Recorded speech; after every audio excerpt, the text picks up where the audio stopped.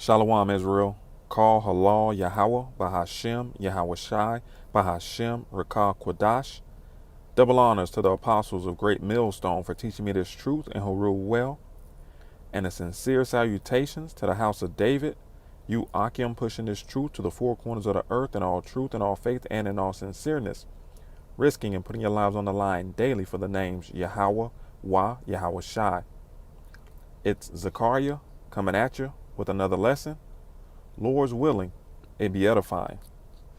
You believe something which I happen to know isn't true. Now hold it. See, What is it that I believe? You believe it's not true. You believe that the entire white community is your enemy. I happen to know it's not your enemy. I doubt if there's anybody in this room who is your I'll tell enemy. you what. But I do believe that just as Hitler persuaded all the Germans to believe that all of the Jews were their enemy, that the people are engaged in spreading this kind of virulence, and that some very, very sincere people get caught up in it. You're an example of it.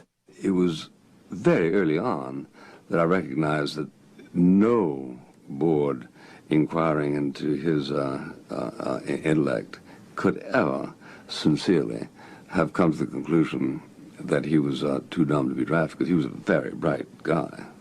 22 million black people in America. Who would you say our everyday common enemy is? What other country or what nationality? I mean, you know, you have the nerve to be on a TV show like this and look at me like I'm wrong for saying Elijah Muhammad is poisoning you by telling you that we're your enemies. And I feel it and see it every day. And every black man watching this show know you are enemies. And you have the nerve to stand up here and say Elijah Muhammad is poisoning my mind. He cannot teach us that you are enemy. You taught us, and your people daily. Martin Luther King is bumped off unjustly. Adam Clayton Powers bumped off unjustly. They took my title unjustly. They killed Mega Zeva unjustly. All the integrators who love white folks was unjustly kicked out of Washington. They've been deprived of education and poverty throughout the country. The extraordinary thing about it is that although I began thinking that he was simply special pleading on his own behalf, I ended up by thinking he was absolutely correct. This is Genesis chapter 25 and verse 19. And it reads, "And these are the generations of Isaac, Abraham's son. Abraham begot Isaac, and Isaac was 40 years old when he took Rebekah to wife, the daughter of Bethuel the Syrian, of Pandan Aram, the sister to Laban the Syrian. And Isaac entreated the Lord for his wife, because she was barren. And the Lord was entreated of him. And Rebekah his wife conceived. And the children struggled together within her. And she said, If it be so, why am I thus? And she went to inquire of the Lord. And the Lord said unto her, 2 nations are in thy womb, and 2 manner of people shall be separated from thy bowels. And the one people shall be stronger than the other people. And the elder shall serve the younger. And when her days to be delivered were fulfilled, behold, there were twins in her womb. And the first came out red, all over like an hairy garment. And they called his name Esau." But why do you use a phrase like black is beautiful? Because black is commonly associated with negatives. The black market, the black sheep of the family, anything which is supposed to be bad. Then why do you use the word? Why call yourselves black? I mean, you people are more brown than black. Why do you call yourselves white? You people are more pink than white.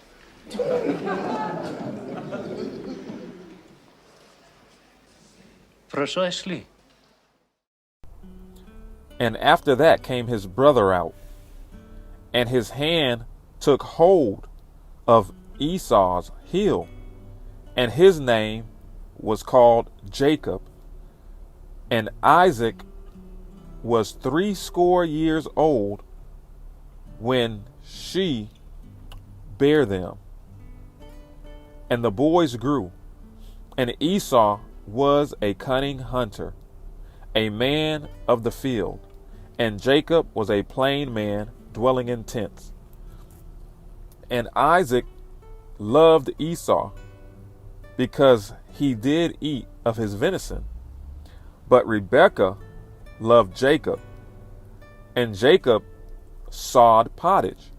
And Esau came from the field, and when he was faint,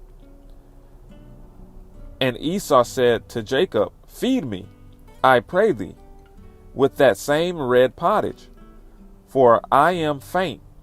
Therefore was his name called Edom. And Jacob said, Sell me this day thy birthright. And Esau said, Behold, I am at the point to die, and what profit shall this birthright do to me? And Jacob said, Swear to me this day. And he swore unto him, and he sold his birthright unto Jacob. Then Jacob gave Esau bread and pottage of lentils. And he did eat and drink and rose up and went his way. Thus Esau despised his birthright. So from there, we're going to jump to chapter 27 in Genesis, the 27th verse. And it's where Jacob is getting ready to receive his blessing from his father. And when you read a little bit more towards the beginning of the 27th chapter, it goes into how Rebekah, Jacob's mother, helped him pass as Esau so that he could get the blessing. So we're going to start at the 27th verse. Okay, Genesis 27 and 27. And he came near and kissed him, and he smelled the smell of his raiment and blessed him and said, See, the smell of my son is as the smell of a field which the Lord hath blessed. Therefore Yahweh give thee of the dew of heaven and the fatness of the earth, and plenty of corn and wine. Let people serve thee, and nations bow down to thee. Be Lord over thy brethren, and let thy mother's sons bow down to thee. Cursed be every one that curseth thee, and blessed be he that blesseth thee. And it came to pass, as soon as Isaac had made an end of blessing Jacob, and Jacob was yet scarce gone out from the presence of Isaac his father, that Esau his brother came in from his hunting. And he also had made savory meat, and brought it unto his father, and said unto his father, Let my father arise and eat his son's venison, that thy soul may bless me. And Isaac his father said unto him, Who art thou? And he said, I am thy son, thy firstborn Esau. And Isaac trembled very exceedingly, and said, Who? Where is he that hath taken venison, and brought it me? And I have eaten of all before you camest, and have blessed him, yea, and he shall be blessed. And when Esau heard the words of his father, he cried with a great exceedingly bitter cry, and said unto his father, Bless me, even me also, O my father. And he said, Thy brother came with subtlety, and hath taken away thy blessing.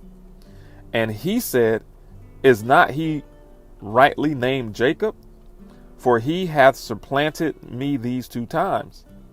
He took away my birthright, and behold, now he hath taken away my blessing. And he said, Hast thou not reserved a blessing for me?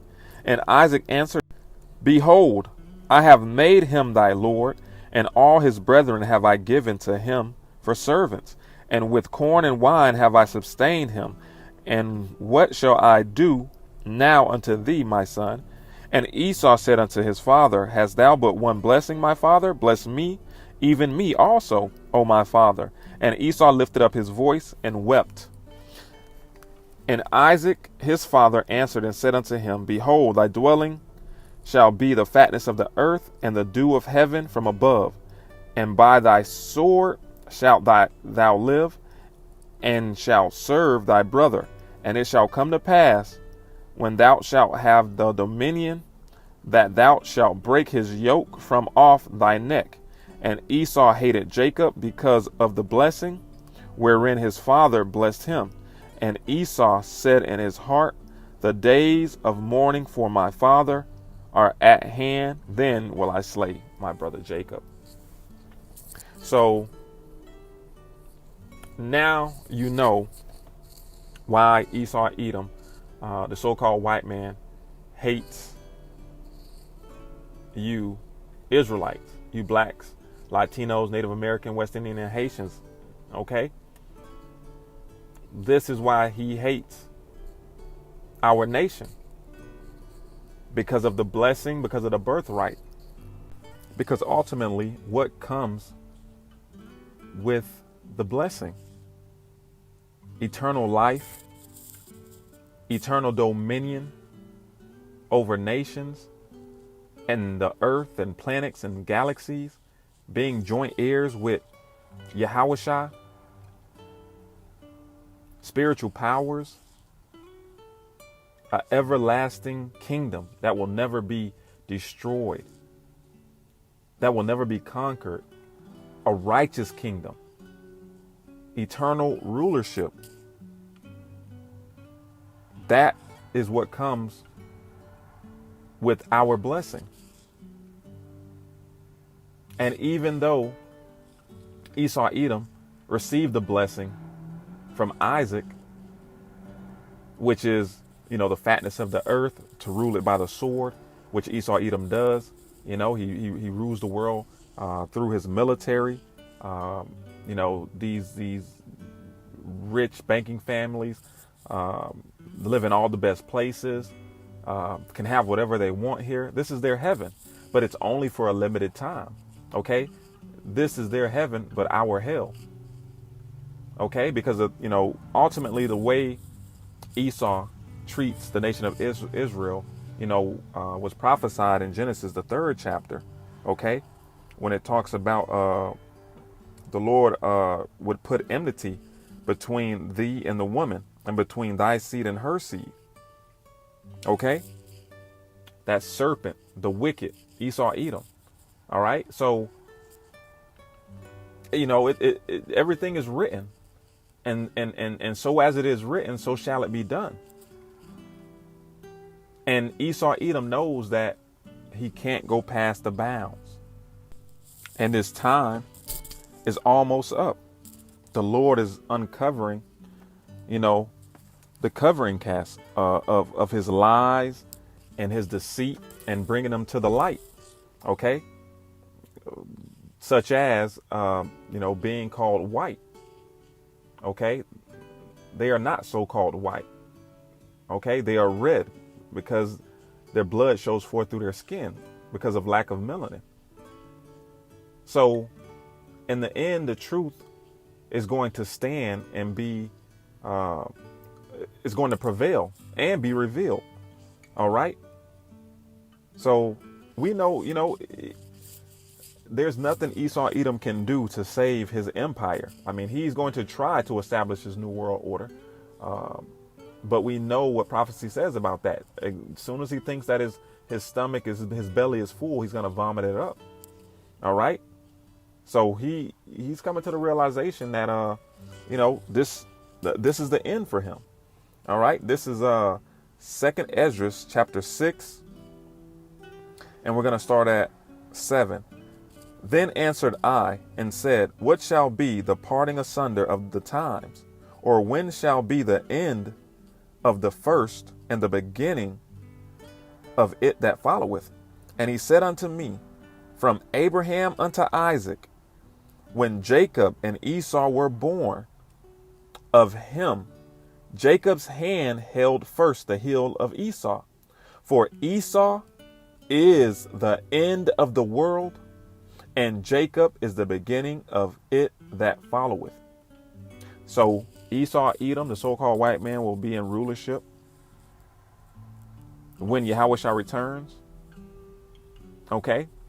And his rulership, when it says the end of the world, the end of an age, the end of Esau, Edom's rulership, and the Israelites, you blacks, Latinos, Native Americans, West Indian, and Haitians, the hopeful elect will be the first to reign in the new kingdom alongside Yahushua. Okay?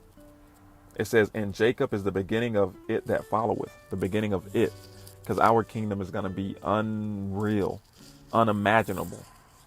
Okay? Call halal Yahweh Ba'ashem Yahushua Ba'ashem Rakal Kwadash Kwam Yasharala Wa Abad Babal. We've watched these street protests night after night and the continued uprising against systemic racism and police brutality. It's hard not to keep thinking about something that I've seen on a bunch of protest signs in many different cities. Imagine all the many terrible things that have happened that just weren't caught on camera. Particularly when we see disturbing stories like what just happened in Wilmington, North Carolina, which we only know about basically through sheer fluke, because a sergeant conducting an audit stumbled onto a video that had been accidentally recorded by a Wilmington police officer, and the police department, to its credit, told the public what they found. In the video, 3 longtime veteran Wilmington officers who've been on the job since the late 1990s, think about that, decades on the force, are heard saying some truly vile and racist things, with one of them flat out calling for a race war. This is a police officer who's been in there for decades. Quote, we're just going to go out and start slaughtering them effing N-words. I can't wait. God, I can't wait. The officer adding that a civil war is needed to, quote, and I quote him here, wipe them off the effing map. That'll put them back about 4 or 5 generations. All 3 officers have now been fired for misconduct. The city's new police chief, Donnie Williams, making the announcement yesterday. When I first learned of these conversations, I was shocked, saddened, and disgusted. There is no place for this behavior in our agency or our city, and it will not be tolerated.